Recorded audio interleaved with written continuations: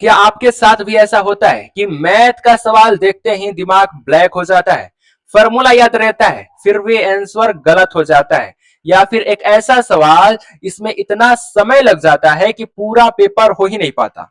अगर आपका जवाब हाँ है तो आज का ये वीडियो आप पहला नंबर है कि सबसे पहले आपको कॉन्सेप्ट को समझना है। देखिए, अब पूछ रहा है कि साइन 30 डिग्री का मान आपको पूरा टेबल वाला जो है याद होना चाहिए। मैंने शॉर्ट वीडियो में डाला भी है किस तरीके से आप ट्रिक के माध्यम से याद। क्या आपके साथ भी ऐसा होता है कि मैथ का सवाल देखते ही दिमाग ब्लैक हो जाता है, फॉर्मूला याद रहता है फिर भी आंसर गलत हो जाता है, या फिर एक ऐसा सवाल इसमें इतना समय लग जाता है कि पूरा पेपर हो ही नहीं पाता?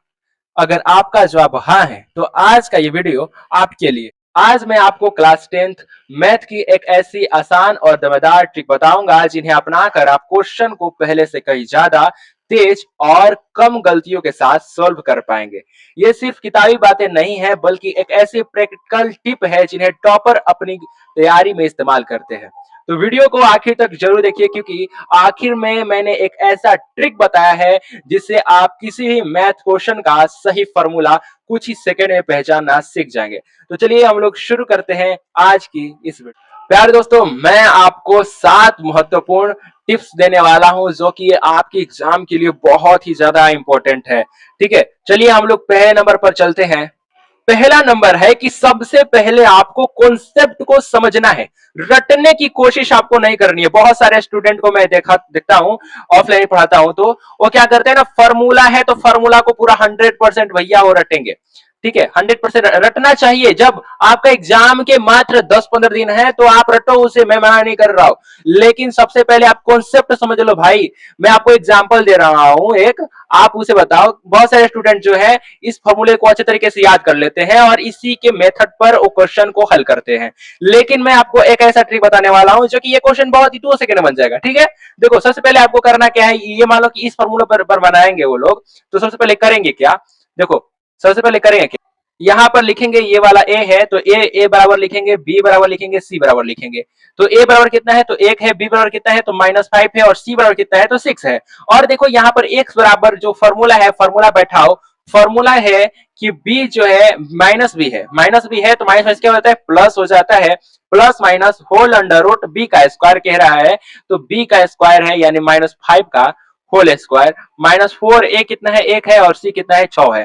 ठीक है, बाटा में 2.1 यानी कि ए जो है ए है 1 है। ठीक है, अब देखो 5 प्लस माइनस 50 कितना हो जाएगा 25 होगा, और माइनस यहाँ पर प्लस हो जाएगा, प्लस में कन्वर्ट हो जाएगा, नहीं 50 25 हो जाएगा, और ये माइनस का 24 हो जाएगा। बाटा में कितना हो जाएगा 2 हो जाएगा। और यहाँ पर आप लोग ध्यान से देखिए कि यहाँ पर 5 प्लस माइनस क्या हो जाएगा 1, तो हम लोग 1 को रूट 1 लिखेंगे, लेकिन ऐसे ही आप लोग 1 को रूट 1 नहीं लिख सकते हैं, आप ऐसे ही लिख सकते हैं। ठीक है, बाटा में 2, इसे एक बार जोड़ना है एक बार घटाना है। अगर हम इसे घटाएंगे तो कितना हो जाएगा 4 बटा में 2 हो जाएगा, घटेगा तो 2 आ जाएगा, x बराबर 2, और एक बार घटाएंगे तो 3 आएगा, यानी कि 6 बटा में 2 हो जाएगा 3 आ जाएगा। ठीक है, यहाँ पर 2 होगा 3, यानी x बराबर एक बार 2 आएगा, और x बराबर एक बार x बराबर कितना हो जाएगा 3। देखिए ऐसे बहुत सारे स्टूडेंट बनाते हैं। ठीक है, तो ये फॉर्मूला याद किए हैं, कॉन्सेप्ट समझो पहले। मैं आपको कॉन्सेप्ट समझाता हूं कि कैसे इस बहुत आसान तरीके से बना सकते हो। देखो ये क्वेश्चन है भाई कि x square minus 5x plus 6। ठीक है, और बराबर 0 दिया है, तो हम लोग इसका सिंपल ही क्या निकालेंगे, गुणनखंड निकालेंगे। गुणनखंड निकाले कि यहाँ पर देखो 6 है तो 6 का, और इसमें यहाँ पर 1 है तो 6 में 1 में गुना करेंगे तो 6 से आएगा, तो 6 का हम लोग क्या निकालेंगे, देखेंगे कि क्या आता है इसका। ठीक है, तो 2 से जाएगा 3 आएगा, तो 3 1 आएगा। ठीक है, 1 आएगा, तो x square minus 3x minus 2x plus 6। ठीक है, यहाँ पर प्लस है तो इसीलिए हमने माइनस लिखा है, तो x और x माइनस क्या होगा यहाँ पे 3 होगा, माइनस 2 से जाएगा तो x माइनस 3 हो जाएगा, x माइनस 3 हो जाएगा। तो x माइनस 2 और x माइनस 3 यहाँ पर बहुत ही इजी तरीके से बन गया, यानी x बराबर 2 हो जाएगा और x बराबर ये 3 हो जाएगा।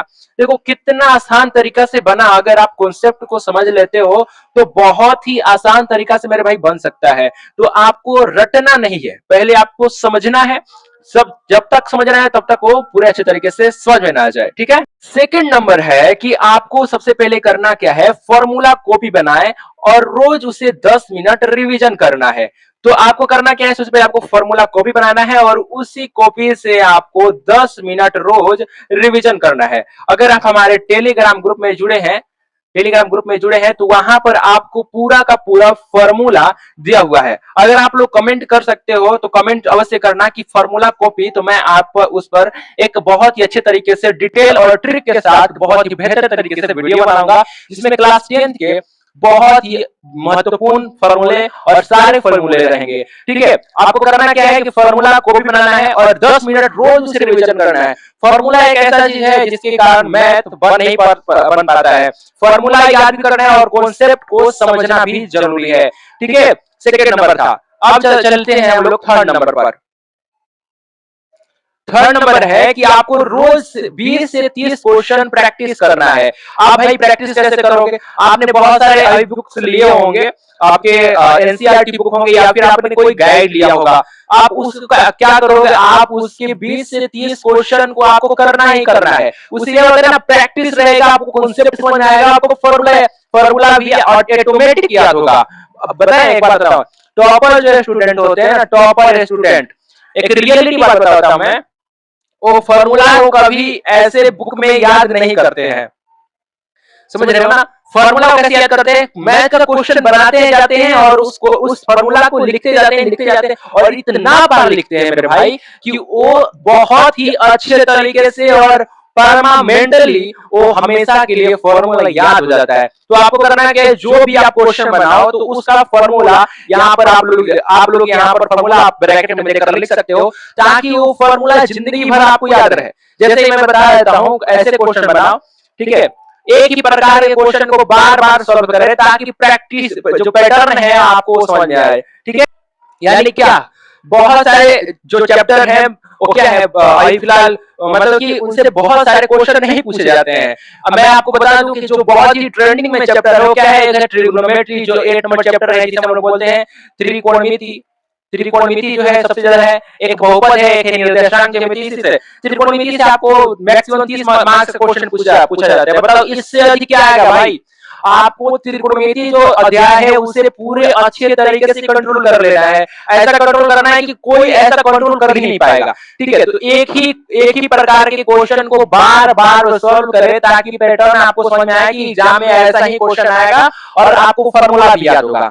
जैसे कि मैं आपको एग्जांपल में दे सकता हूं कि ये जो है एक ही प्रकार के क्वेश्चन बार बार सॉल्व करें ताकि पैटर्न समझ में आए। ये देखो जो क्वेश्चन है, ये जो क्वेश्चन आपको दिख रहा है ना जी, ये जो क्वेश्चन है ये त्रिकोणमिति का 8वां नंबर चैप्टर है। देखिए, अब पूछ रहा है कि sin 30 डिग्री का मान, आपको पूरा टेबल वाला जो है याद होना चाहिए। मैंने शॉर्ट वीडियो में डाला भी है किस तरीके से आप ट्रिक के माध्यम से याद कर सकते हो। इसका 30 डिग्री का मान 1/2 होता है, 60 डिग्री का मान 1/2 होता है, वो ट्रिक है, वो सारा मैंने ट्रिक बताया है। tan 45 डिग्री का मान 1 होता है और इसे सॉल्व करना होता है। आप लोग अगर बार बार इसे सॉल्व करोगे तो आपको रिवीजन होगा और ऐसे क्वेश्चन एग्जाम में बहुत ही ज्यादा पूछे जाते हैं। ठीक है, तो आपको ये काम करना ही है। ठीक है, 5 नंबर है कि जो क्वेश्चन गलत हो उसकी इरोर नोटबुक बनाएं और उसे दोबारा हल करें।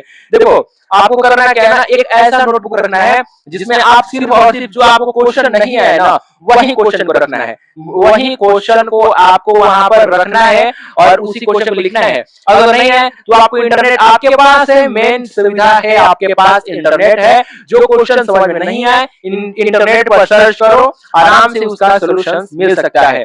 अब मैं आपको बताता हूँ, एक चैट जीपीटी है, चैट जीपीटी, आप इससे कोई भी क्वेश्चन पूछो आराम से बता सकता है। ठीक है, कोई भी क्वेश्चन पूछो, आप उसे फोटो क्लिक करके भेज दो, वो बहुत ही आपको आसान तरीके से बता सकता है। ठीक है, आप उसे कर सकते हो। जो क्वेश्चन गलत हो उसको क्या करो, आपको जो क्वेश्चन गलत हो उसको एक नोटबुक में उतारो और उस क्वेश्चन को हल करो। और हल कैसे करना है, आपको उसको फोटो खींचना है और इंटरनेट पर सर्च करना है, वहां आ जाएगा क्वेश्चन।